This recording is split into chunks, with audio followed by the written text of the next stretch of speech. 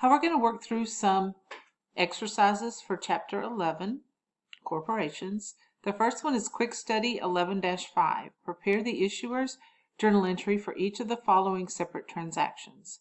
So on March 1st, Atlantic Company issues 42,500 shares of $4 par value common stock for $297,500.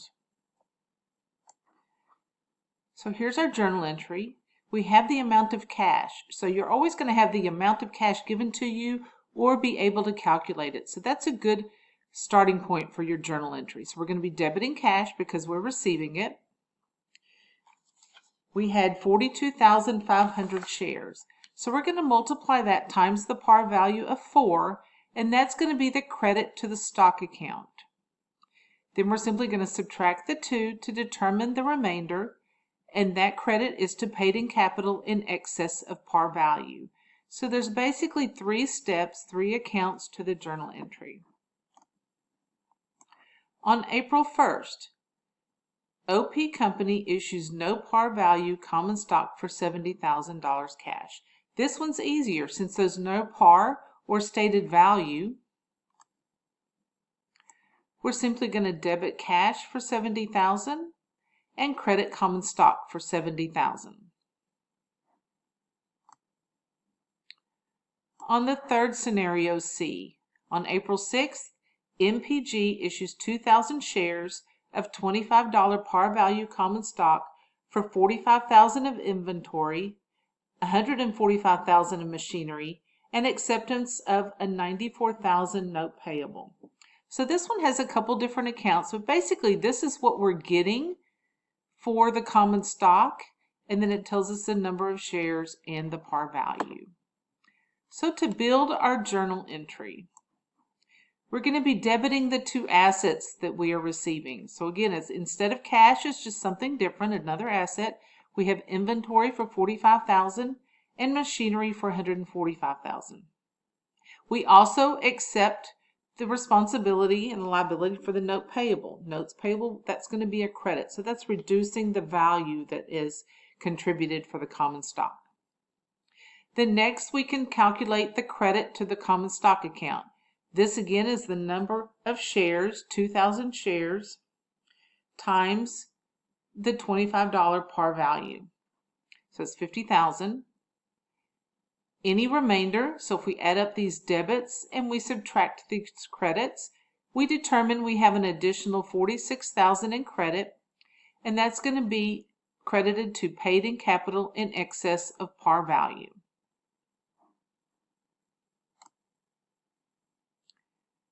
The next exercise, Quick Study 11-6, prepare journal entries to record the above transactions for Emerson Corporation. So we are issuing a cash dividend.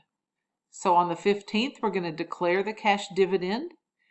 On August 15th, that's the record date, we're going to determine who owns the stock on that date.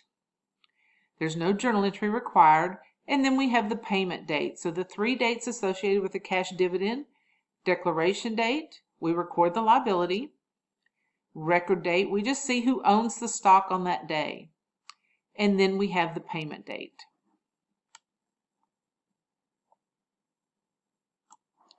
So on the declaration date, the journal entry is to debit retained earnings. Sometimes you'll see cash dividends and then those are closed to retained earnings.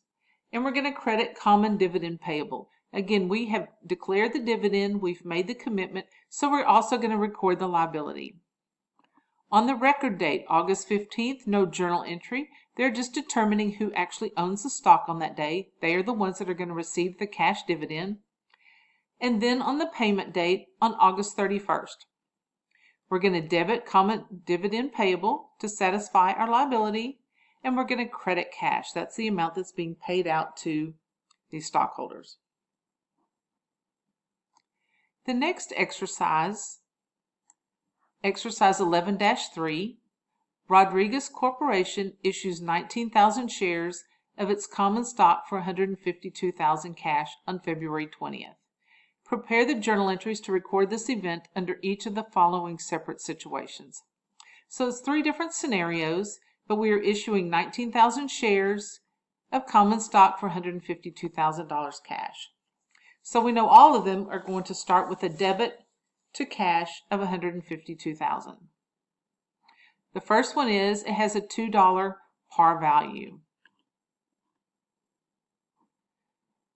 So after we debit cash for $152,000, the credit to the stock account, number of shares, 19,000 times $2 par, 38,000. We subtract the 2 numbers to determine the remainder, and we're going to credit paid in capital in excess of par value for $114,000. In the next scenario 2, it was no par value stock. So again, this one's simpler. We're simply going to debit cash for $152,000 and credit common stock for $152,000. In the third scenario, we are issuing the same stock. So we're going to receive $152,000 cash. It has a $5 stated value. So the credit to the stock account is going to be the number of shares, 19,000 shares times the $5 stated value, or $95,000. Subtract the 2 to determine the remainder. The $57,000 is going to be credited to paid in capital in excess of stated value. And our last exercise is dealing with treasury stock. So remember, treasury stock is stock that the corporation is purchasing from the market. It's purchasing its own stock back. So we're going to be giving up cash and receiving some stock. We're going to hold it in our treasury, which is how it gets its name.